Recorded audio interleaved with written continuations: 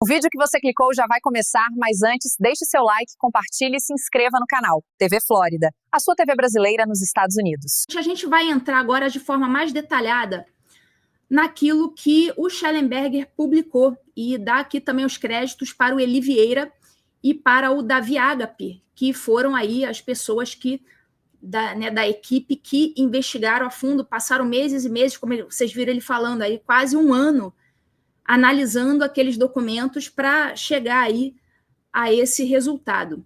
Enfim, a Vaza Toga 2, em suma, mostra que o gabinete do Alexandre de Moraes, mais especificamente pelos colaboracionistas, é esse o nome, colaboracionistas da ditadura, Ayrton Vieira e Cristina Yukiko Kusahara, eles escolhiam quem seria preso ou quem seria solto com base em análise política das redes sociais.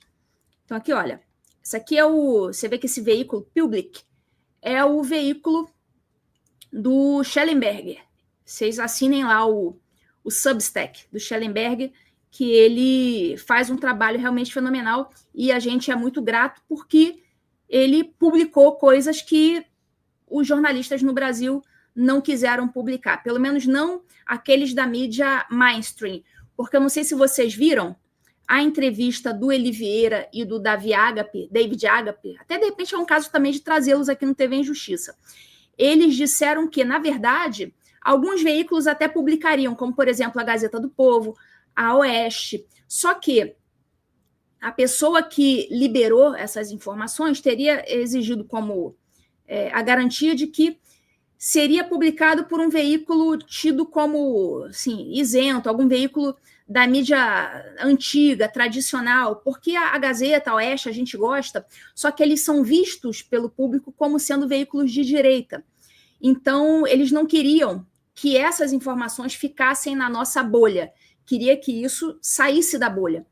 Então, ninguém da mídia antiga, né, Folha de São Paulo, Estadão, parece que ninguém quis publicar, então tiveram que entregar para um jornalista estrangeiro. Então, pois bem, o Shellenberger topou a parada, o Eli Vieira e o David Agape se debruçaram sobre a questão aí durante aí quase um ano e saiu, então, a continuação da Vaza Toga. Então, eles escolhiam quem seria preso com base nessa análise política. Tá aí, esse aí à esquerda é o Ayrton Vieira e à direita é a Cristina Kusahara. Uma das raras fotos, essa foto aí eu tirei do relatório que foi publicado pelo Shellenberger. E o que acontece? Quem tivesse com bandeira do Brasil nas redes sociais, ou quem criticasse o Lula, ou criticasse o STF, enfim, quem mostrasse esse comportamento, abre aspas, nocivo, era imediatamente classificado para ir para a prisão. Isso, pessoal, devia estar na primeira página de qualquer jornal sério. O jornal que não colocou isso na sua primeira página não é sério. Está aí um padrão para a gente saber se o jornal é sério ou não. Não colocou isso na primeira página, a gente já sabe, o jornal não é sério. Essa Cristina Kusahara, agora aqui, ela ficou bem quietinha, né? Parece que é uma pessoa discreta. Você nem acha a rede social dela. Não sei, talvez tenha com fake, né? Mas enfim, com a cara dela, com o nome dela, você não acha. Você não vê foto dela, você não vê nada sobre ela. O máximo que eu achei sobre ela foi ela recebendo, sei lá, uma homenagem, uma medalha, enfim. E essa Cristina Kusahara era a chefe de gabinete do Alexandre de Moraes. Então, segundo o Eli Vieira e o David Agape, ela era uma pessoa absolutamente devotada ao Moraes, vivia em função do Alexandre de Moraes. Imaginem o naipe da pessoa. Aí vamos passar aqui. A PGR, ela pedia a liberdade provisória de algumas pessoas lá na época da audiência de custódia do 8 de janeiro, estava rolando aquelas audiências de custódia, tudo mais. A PGR pedia a liberdade provisória dessas pessoas, mas o ministro não soltava. Aí agora a gente entendeu. Agora a gente sabe por que muitos permaneceram presos por semanas depois do 8 de janeiro, mesmo com manifestação da PGR pela soltura. Olha essa conversa aqui que eu botei na tela. Ó, Cristina. Eduardo, por favor, consegue para mim aquela certidão para esses 20 casos. A gente vai falar já dessa certidão. Aí a Cristina fala assim, a PGR pediu LP, ou seja, liberdade provisória, para eles, né, para os presos. Mas o ministro Moraes não quer soltar sem antes a gente ver nas redes se tem alguma coisa. Vocês entenderam o que aconteceu aqui? A PGR pediu já a liberdade provisória, ou seja, a PGR não viu nada. Mas o Alexandre não quer soltar, mesmo com a PGR não tendo visto nada, porque quer ver antes se tem alguma coisa. Quer dizer, o juiz investigando clandestinamente, porque o juiz não pode investigar, investigando clandestinamente as pessoas. Se alguém teria que fazer alguma investigação para procurar algum crime em rede social e tal, é a PGR ou a polícia. Nunca o juiz. Juiz não é investigador. Aí o Eduardo Talhaferro fala, boa tarde, tudo bem? Só que a gente está com muita mensagem, a sua ficou no final, já vou providenciar isso aí. Rolou isso. Então agora a gente descobriu. O gabinete do Moraes estava esperando a sua força-tarefa clandestina checar as redes sociais das vítimas. Aí apareceu isso aqui também para a gente. Ó. Em 1º de janeiro de 2023, o Ayrton Vieira, que é desembargador em São Paulo e juiz auxiliar, era juiz auxiliar lá no gabinete do Moraes, ele se despediu do grupo do WhatsApp porque ele já tinha encerrado, já tinha acabado a sua função de supervisionar as audiências de custódia. Então, ele encerrou o trabalho dele ali, nesse particular, e ele estava comemorando no grupo e já adiantando o que ele desejava para quem estava preso. Ele desejava prisão. Olha aí.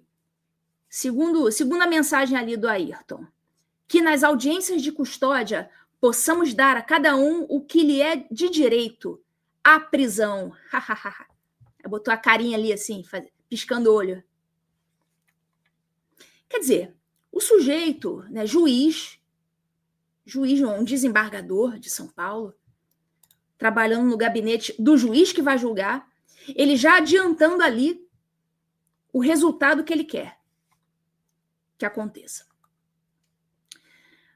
Mas o mais grave, para mim, dessa vaza-toga de agora foi isso aqui. Botei na tela para vocês verem. Certidão positiva. Ou, como diz a minha amiga defensora Bianca Rosieri, certidões de antecedentes ideológicos. Não tem a certidão de antecedentes criminais? O gabinete do Alexandre de Moraes criou a certidão de antecedentes ideológicos e fez isso num grupo secreto de WhatsApp, um grupo clandestino, que criava certidões de inteligência ilegais. Olhem isso. Certidão positiva, lá do TSE. Certifico que em pesquisa nessa data foram encontradas as seguintes ocorrências. Ou seja, alguém foi lá, né? Encontramos a seguinte ocorrência. Aí botou o nome do cara, Ademir Domingos Pinto da Silva. Aí qual foi a ocorrência? Olha só, pessoal. Qual foi a ocorrência que eles encontraram? Olha só. Olha a ocorrência. Perfil pessoal no Twitter com postagens antigas que exprimem aversão a Lula e ao Partido dos Trabalhadores. Pessoal, eles consideraram isso aí como sendo uma ocorrência. Gente, ocorrência. E certidão positiva, ou seja, a ocorrência deu positiva, tem algo contra ele. Que a certidão negativa é quando não tem nada contra você, certo? Aí você recebe lá, não tem nada contra mim, eu tô com a certidão negativa. A certidão positiva é quando tem algo contra você. E o que era esse algo? O cara tem publicações antigas criticando o Lula e o PT. Aí esse sujeito recebeu uma certidão positiva e certamente por isso foi mandado para o cárcere. Ou seja, certidão de antecedentes ideológicos. Foram verificar qual era o posicionamento político do cara para saber se ele deveria ser preso ou não. Foi isso que aconteceu. E é isso, basicamente, que está sendo denunciado agora na Vaza Toga 2. Então, os pesquisadores, né, o Eli Vieira e o David Agape, eles foram checar a lista lá das pessoas e tal, e eles viram que nenhuma pessoa com certidão positiva foi solta. Eles fizeram essa análise. Por isso que eles demoraram aí meses para fazer, porque é uma análise documental assim difícil de ser feita, muito cheia de detalhes.